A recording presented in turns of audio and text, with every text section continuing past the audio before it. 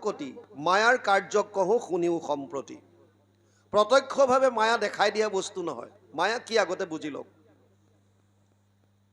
মায়াৰ বিষয়ে প্ৰথম ভগৱান নাৰায়ণে ব্ৰহ্মাক কৈছিল পদ্মকল্পত যেতিয়া প্ৰলয় হৈ আছিল সম্পূৰ্ণ ভগৱান নাৰায়ণৰ নাভিৰ পৰা এপাহ পদুম ফুল ওলাল এই পদুম ফুল পাহত প্ৰভু ভগৱন্তৰ উদৰৰ পৰা ব্ৰহ্মা ওলাই আহিল আৰু পদুম ফুলৰ পাহিত বহি লৈ চাৰিওফালে চালে দেখিলে কেৱল জল আৰু জল পানী আৰু পানী মই ক'ৰ পৰা আহিলোঁ একো বুজি পোৱা নাই ব্ৰহ্মাই নাজানিলে শেষত তেওঁ আকৌ পদুম ঠাৰিডালেদি সোমাই গ'ল ভিতৰলৈ আৰু ভগৱানৰ উদৰত ঘূৰি ফুৰিলে বহু বছৰ একো পাত্তা নাপালে মই ক'ৰ পৰা আহিলোঁ মই কোন নাজানি পুনৰ পদুম ফুলৰ ঠাৰিডালেদি আহি পদুম পাহিটোত যেতিয়া বহি চাৰিওফালে চাওঁতে চাৰিখন মুখ হৈ গ'ল আৰু তেতিয়া এটা শব্দ শুনিলে তপ তপ তপ কৰা তপস্যা বহু বছৰ ব্ৰহ্মাই তপস্যা কৰিলে ভগৱান নাৰায়ণ সন্তুষ্ট হৈ দৰ্শন দিলে বৈকুণ্ঠৰ দৰ্শন কৰালে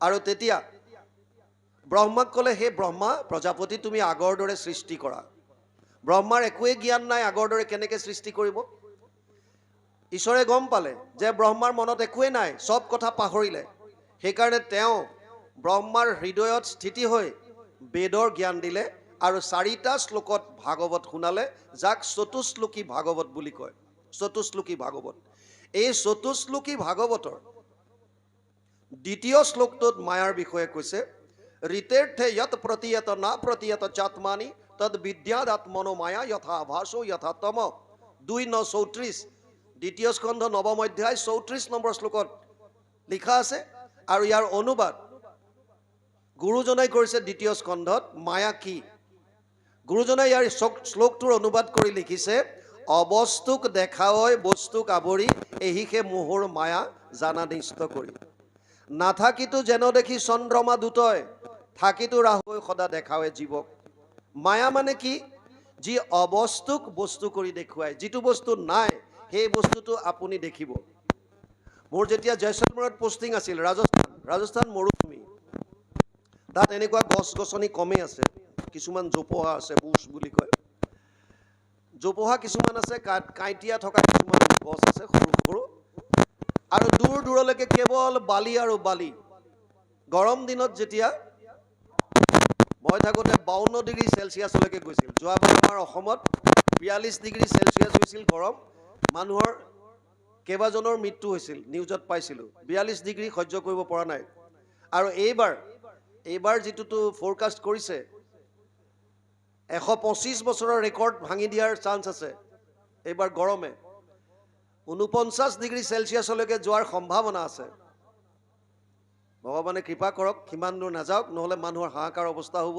অসমৰ নিচিনা ঠাইত 49 ডিগ্ৰী চেলচিয়াছ গৰম সহ্য কৰিব পৰাটো ইমান সহজ কথা নহয় বহুত ভয়ংকৰ গৰম হ'ব আৰু ইয়াত হিউমিডিটি পানীৰ সংখ্যাটো বেছি বায়ুত গতিকে আমি ইমান সহ্য কৰিব ইয়াত নোৱাৰিম ৰাজস্থানৰ ড্ৰাই এৰিয়া পানীটো নাথাকে কাৰণে সহ্য কৰিব পাৰে তাত দূৰলৈ যেতিয়া চাই দিয়া যায় এনেকুৱা লাগে যেন কিছু দূৰত পানী আছে হ্ৰদ এটা আছে ৰ'দৰ তাপত এনেকুৱা লাগে তাত পানী আছে আপুনি যদি পানীখিনি ফালে গৈ থাকে পানীখিনি পিছুৱাই গৈ থাকিব তাৰ মানে আচলতে তাত পানী নাই এইটো এটা মাত্ৰ ভ্ৰম আলকটৰা দিয়া ৰাস্তাত দীঘল ৰাস্তা এটা এতিয়া ৰ'দ যদি খুবকৈ পৰে ৰাস্তাটোত যদি আপোনালোকে চাই দিয়ে কিছু দূৰত আপোনালোকক পানীৰ নিচিনা আভাস এটা পাব কিন্তু আচলতে পানী নহয় ইয়াক কয় মৰীচিকা মৃগতৃষ্ণা এইটো মায়া নথকা বস্তুটোত থকা যিটো জ্ঞান ৰচিত সাপৰ যিটো জ্ঞান এইটো হৈছে মায়া অবস্তুক বস্তু কৰি দেখুৱায় এই মায়া দুটা আছে দুই ধৰণৰ মায়া এক কৈছে জীৱ মায়া এক কৈছে গুণ মায়া জীৱ মায়া এই দুই ধৰণৰ এটা হৈছে আৱৰণ আনটো হৈছে বিক্ষেপণ আৱৰণ মানে মায়া এনেকুৱা এটা শক্তি আপোনাৰ ভিতৰতে ঈশ্বৰ যিজন আছে সেইজনৰ দেখা পোৱাৰ পৰা মাজত এখন পৰ্দা দি থৈ দিয়ে আৱৰণ এটা দিয়ে ঢাকনি এটা দি দিয়ে যাৰ কাৰণে ভিতৰতে থকা ঈশ্বৰক আমি দেখা নাপাওঁ এইটো হৈছে আৱৰণ আৰু বিক্ষেপণ হৈছে মনটো আপোনাক ঈশ্বৰৰ ওচৰৰ পৰা আঁতৰাই এই সংসাৰৰ ফাললৈ পঠাই থাকিব কেৱল ধন টকা পইচা পুত্ৰ পৰিবাৰ এইবিলাকলৈ নিব কিয় তাত সুখ আছে বুলি ভাবিব মানুহে আৰু সেইবিলাকৰ প্ৰতি যাব। ঈশ্বৰৰ কথা শুনাত মন নাহিব। এইটো মায়াৰ খেল। আৰু এটা হৈছে গুণমায়া। তিনি ধৰণৰ, তিনিটা গুণ আছে। সত্যম ৰজস তম ইতি গুণ প্ৰকৃতি সম্ভৱ নিবধ্নন্তি মহাবাহু দেহে দেহিনাম অব্যয়ম। 14 অধ্যায় 5 নম্বৰ শ্লোক গীতা। সত্য, ৰজ আৰু তম তিনিটা গুণ আছে। প্ৰলয়ৰ পাছত এই তিনিটা গুণেই বিক্ষোভিত হয়, মহতত্বৰ সৃষ্টি কৰে। তাৰ পৰা অহংকাৰ, তাৰপিছত পঞ্চভূত, পৃথিৱী, জল, বায়ু, পানী, আকাশ, ক্ষিতি, জল, তেজ, বায়ু, আকাশ, পঞ্চতন্মাত্ৰা, ৰূপ, ৰস, গন্ধ, স্পৰ্শ, শব্দ, 5টা জ্ঞানেন্দ্ৰিয়, শ্ৰোত্ৰ, নেত্ৰ, জিহ্বা, ঘ্ৰাণ মানে নাক আৰু চৰ্ম, এই 5টা জ্ঞানেন্দ্ৰিয়। 5টা কৰ্মেন্দ্ৰিয় আছে, গুহ্য, লিংগ, পদ, বাণী আৰু কৰ। এই 20টা হ'ল মন, বুদ্ধি, অহংকাৰ। 23টা আৰু মূল প্ৰকৃতি 24টা। কোনোবাই চিত বুলি কয়। আচলতে মূল প্ৰকৃতিৰ লগত গীতাৰ মতে টোটেল 24 তত্ত্বৰ দ্বাৰা আমাৰ শৰীৰটো সৃজন হৈছে।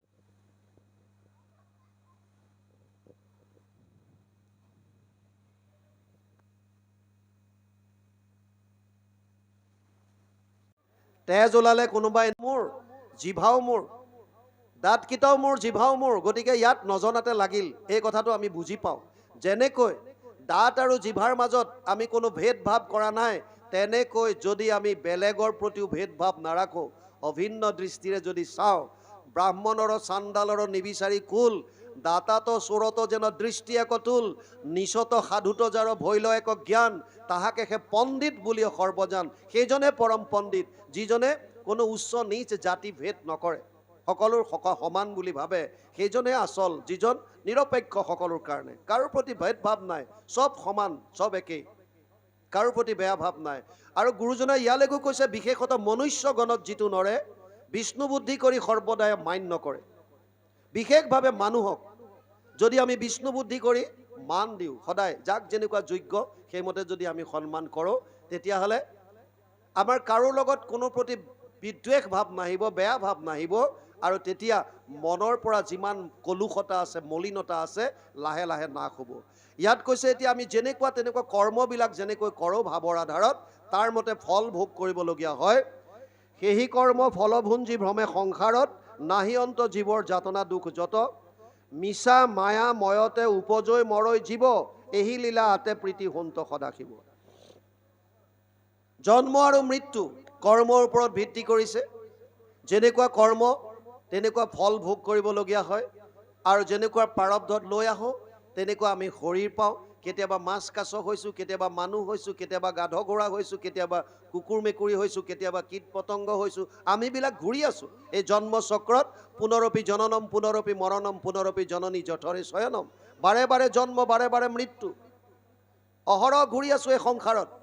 আৰু ইয়াৰ পৰা পৰিত্ৰাণ পাব পৰা উপায় এটাই আছে, দৈবহি আছ গুণময়ী মম মায়া দূৰত্বয়া, মাম এব ইয়ে প্ৰপদ্যন্তে মায়ামেতাম তৰন্তিতে। 7ম অধ্যায় 14 নম্বৰ শ্লোক গীতা। তাত কৈছে, হে অৰ্জুন, মোৰ এই মায়াৰ পৰা হাত সাৰিব পৰা এটাই উপায় আছে, এইটো হৈছে কেৱল মাত্ৰ মোত শৰণ ল, তাৰ বাহিৰে উপায় নাই।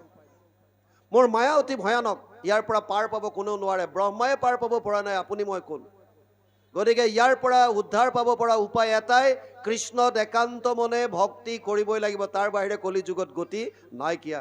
সেইকাৰণে ইয়াত কৈছে বৰ সুন্দৰভাৱে, যাবে সৃষ্টি থাকৈ মহা নিমিলে প্ৰলয়, জনম মৰণ তাবে নেৰাই মৃত্যু ভয়, পশু পক্ষী বৃক্ষ কীট পতংগ জুনিত, উপজি যাতনা আতি ভুঞ্জয় বিপৰীত। যেতিয়ালৈকে প্ৰলয় নাহে, প্ৰলয় এটা নিত্য প্ৰলয় আছে, এটা নৈমিত্তিক আছে, এটা প্ৰাকৃত প্ৰলয় আছে, এটা আত্যন্তিক প্ৰলয় আছে। 4 ধৰণৰ প্ৰলয় হয়। এই 4 ধৰণৰ প্ৰলয়ৰ এটা হৈছে ব্ৰহ্মাৰ এটা দিনত, ব্ৰহ্মাই ৰাতিপুৱা হোৱাৰ লগে লগে সৃষ্টি কৰে, আৰু সন্ধিয়া হ'লে গোটেই 3 লোকৰ প্ৰলয় হয়, জীৱবিলাক সমস্তখিনি নাশ হয়। আকৌ ৰাতিপুৱালে আকৌ সৃষ্টি কৰে। এনেকৈ কৰি থকাটোক নৈমিত্তিক প্ৰলয় বুলি কয়। দিনত সৃষ্টি, ৰাতি প্ৰলয়, দিনত সৃষ্টি ব্ৰহ্মাৰ। এনেকৈ ব্ৰহ্মাৰ যেতিয়া 100 বছৰ হ'ব, তেতিয়া ব্ৰহ্মাকো সংহাৰ কৰে, আৰু কেৱল জল আৰু জল থাকে, তেতিয়া একো নাই, সমস্ত শেষ। ব্ৰহ্মাও ভগৱানৰ উদৰত বাস কৰে। এইটোক কয় প্ৰাকৃত প্ৰলয়। নিত্য, নৈমিত্তিক, প্ৰাকৃত আৰু আত্যন্তিক। গতিকে ইয়াত বৰ সুন্দৰভাৱে এইখিনি কৈছে, যেতিয়ালৈকে প্ৰলয় নাহে তেতিয়ালৈকে জনম মৰণ তেবোৰ নেৰাই মৃত্যু ভয়, এই জীৱবিলাকে সংসাৰ চক্ৰত ঘূৰি থাকিব লাগিব যদি মুক্তি নাপায়। কিবিলাক পাব ইয়াত যোনি? পশু পক্ষী বৃক্ষ কীট পতংগ যোনিত উপজি যাতনা আতি ভুঞ্জে বিপৰীত। আমি কি যোনি পাওঁ, কি শৰীৰ পাওঁ, এইটো নিৰ্ভৰ কৰিছে আমাৰ কৰ্মৰ ওপৰত। যদি ঊৰ্ধ্বযোনি পাব বিচাৰিছে, দেৱলোকত যাব বিচাৰিছে, ভাল কাম কৰিব লাগিব, সৎ কাম কৰিব লাগিব। যদি পাপ কৰ্ম কৰিছে, অধোযোনি কীট পতংগ পোক পৰুৱা হ'ব। আৰু বহুতে কৈছে এয়া চব এইটো জন্মতে ভোগ কৰিব লাগিব, এইটো জন্মতে আপোনাৰ কৰ্মৰ ফল আপুনি এই জন্মতে পাব লাগিব, হাৰিব কোনো নোৱাৰে। কিন্তু শাস্ত্ৰৰ মতে যদি আমি যাওঁ তেতিয়া কৈছে এই জন্মত যদি নাপায়, 3টা জন্মৰ ভিতৰত যদি 3টা জন্মত নহয় তেতিয়াহ'লে হয়তো 100টা জন্মৰ পাছত হ'লেও আল্টিমেটলি কৰ্ম ফলৰ পৰা কোনো মানুহে হাত সাৰিব আজিলৈকে পৰা নাই, ভৱিষ্যতেও নোৱাৰে। ইয়াৰ উপায় এটাই, কেৱল আৰু কেৱল কৃষ্ণত একান্ত শৰণ হৈ যিমান পাৰে নাম লওক, তাৰ বাহিৰে গতি নাই। আপোনালোকে হৃদয়ত এইটো সুমুৱাই লওক, কৃষ্ণ নামৰ বিনে গতি নাই। যিমান পাৰে পুৱা গধূলি কেৱল যিকোনো নাম লওক, মাধৱৰ নাম লওক, খালি কৃষ্ণ কওক, গোপাল কওক, গোবিন্দ কওক, নাৰায়ণ কওক, জনাৰ্দন কওক, যি আহে কৃষ্ণক কেৱল লগত ৰাখক।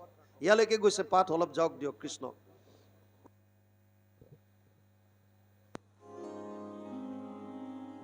কৃষ্ণ। হে ৰাম বহু অমংগল প্ৰৰ হেন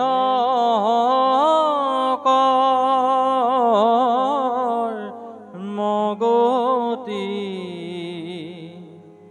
পায়ানৰে সংসাৰত ভ্ৰমে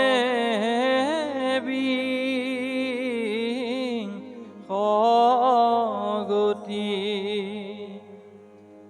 নিতান্তয় বহয়া প্ৰলয়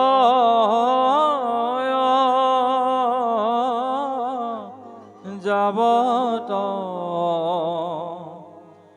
জন্ম মৃত্যু ৰূপ দুখ এই ভুঞ্জে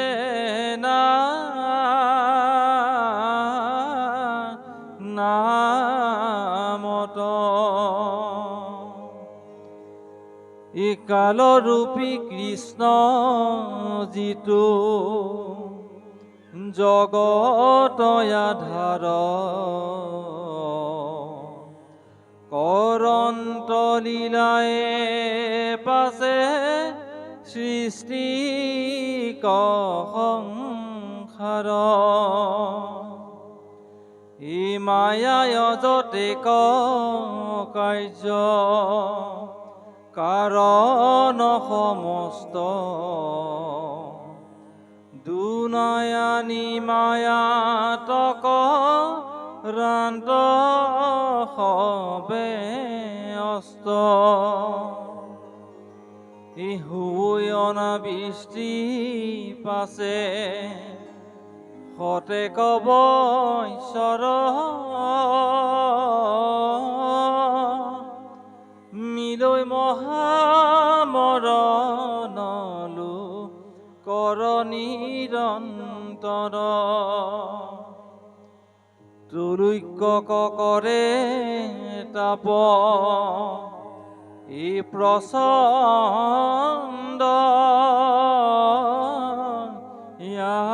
ইয়াদিত্য অনন্ত মুখৰ বনি বজাইবি পৰিত ই পাতালৰ পৰা দহি আহে ওপৰক ই লগত বহে বায়ু অমৃত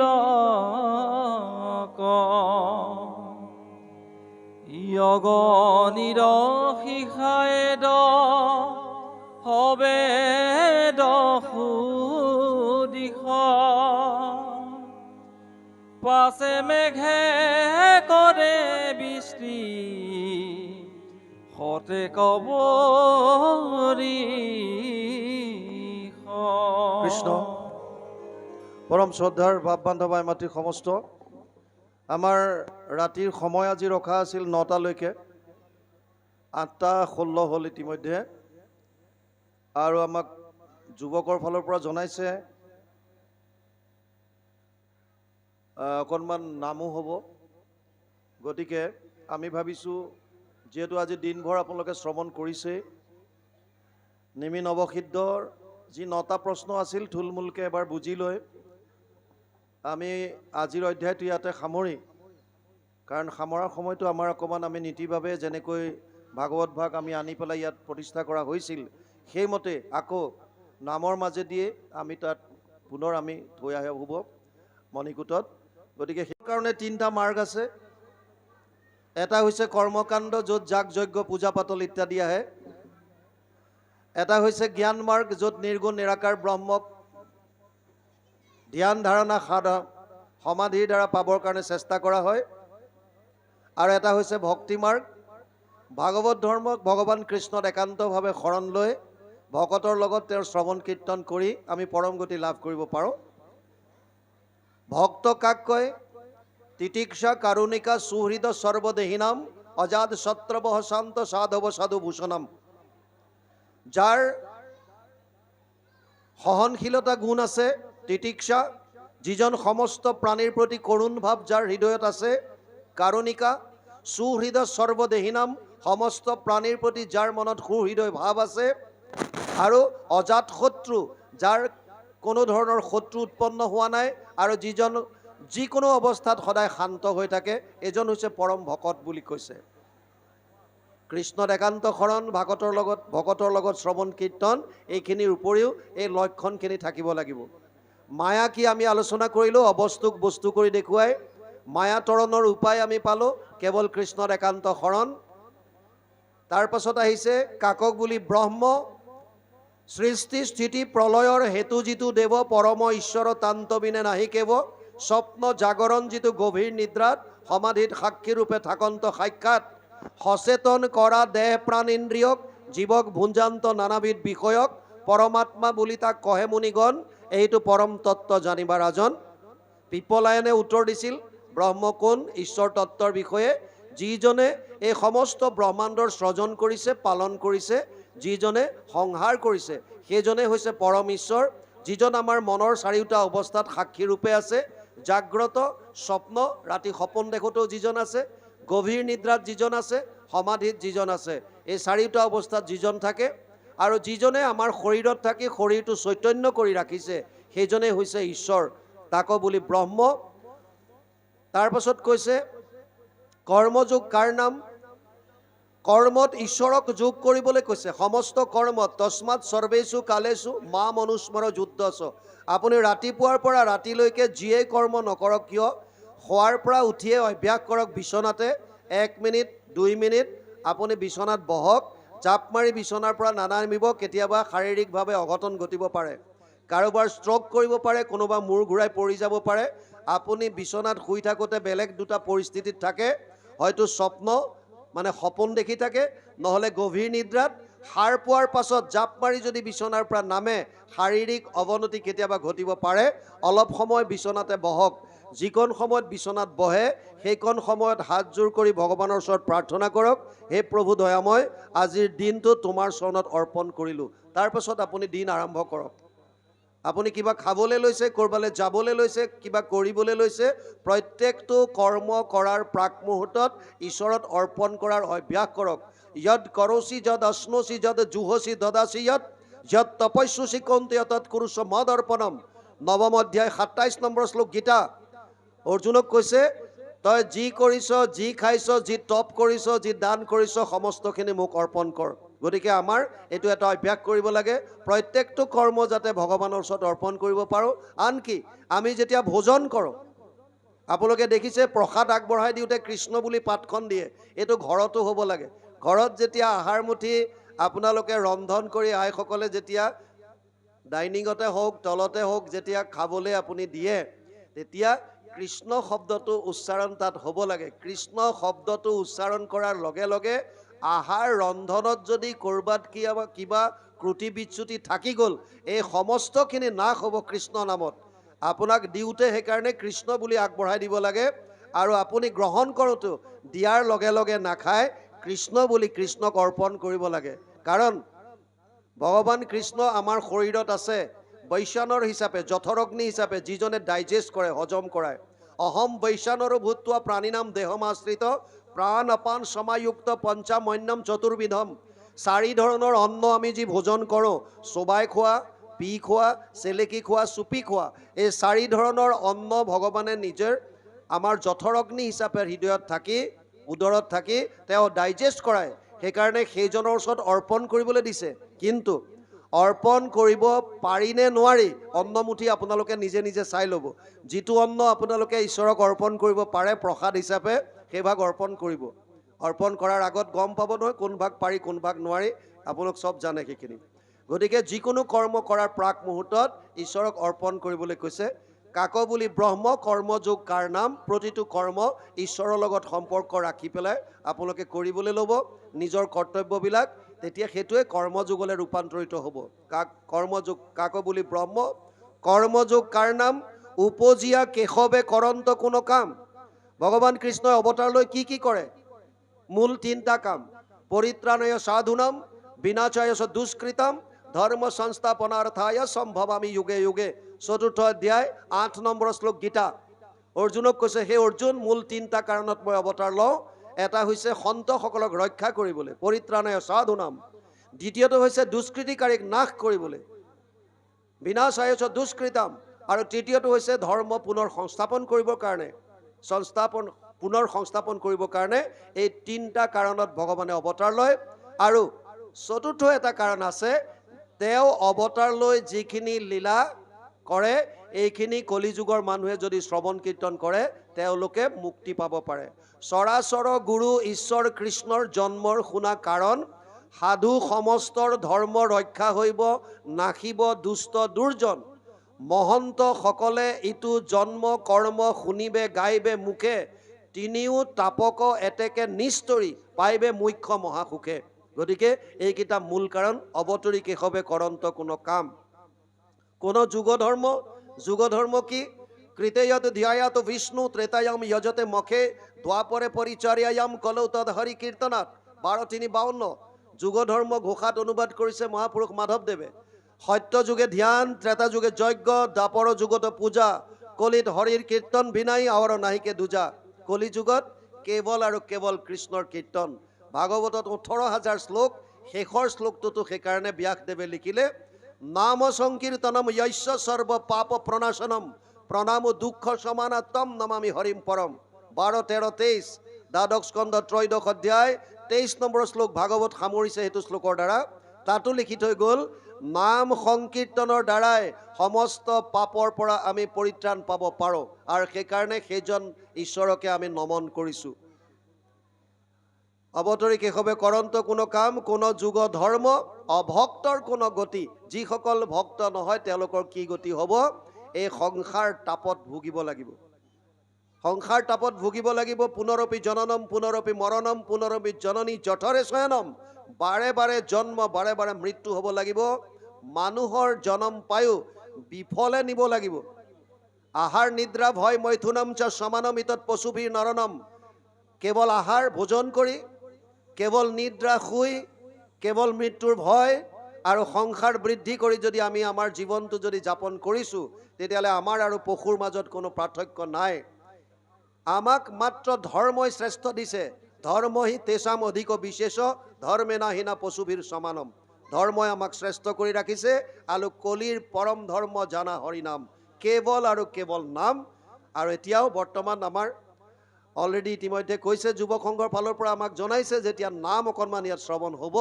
গতিকে আপোনালোকে আমি ভাগৱত সামৰি লোৱাৰ পাছত ইয়াত কিছু সময় আমি নামৰো আনন্দ ল'ম। তাৰ আগত অকণমান উপদেশ আছে শেষৰ ফালে, উপদেশখিনি পাঠ কৰিব কৃষ্ণ।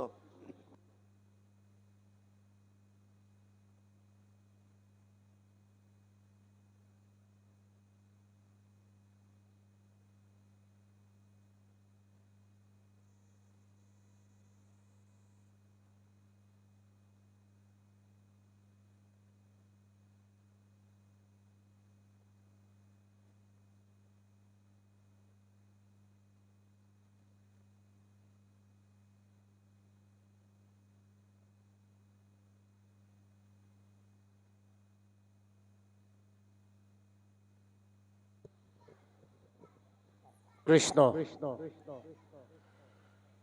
শুনা সভাসদ জন্ম নকৰিও বৃথা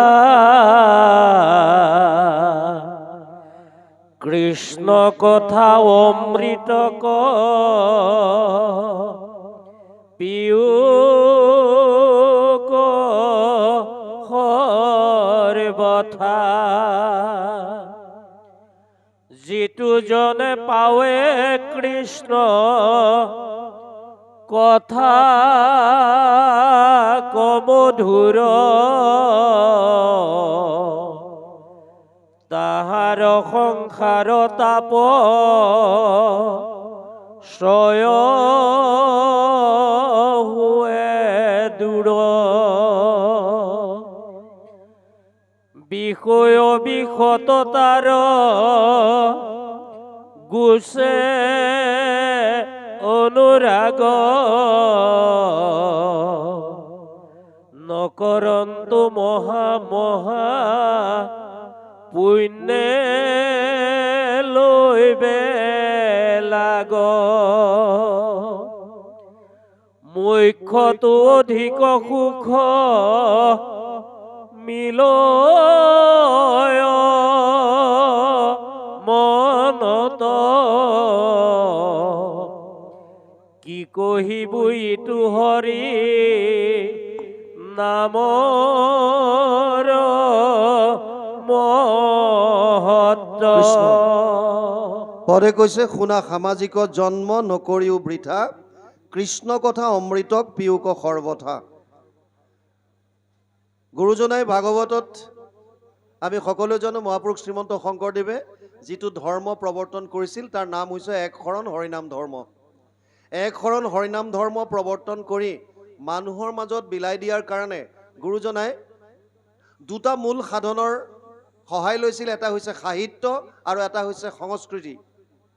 সাহিত্যৰ ক্ষেত্ৰত তেওঁ মৌলিক গ্ৰন্থ কিছু ৰচনা কৰিছে, অংকীয়া নাটকে ইত্যাদি কৰি, আৰু কিছু অনুবাদ কৰিছে। অনুবাদ গ্ৰন্থৰ ভিতৰত এখন হৈছে ভাগৱত।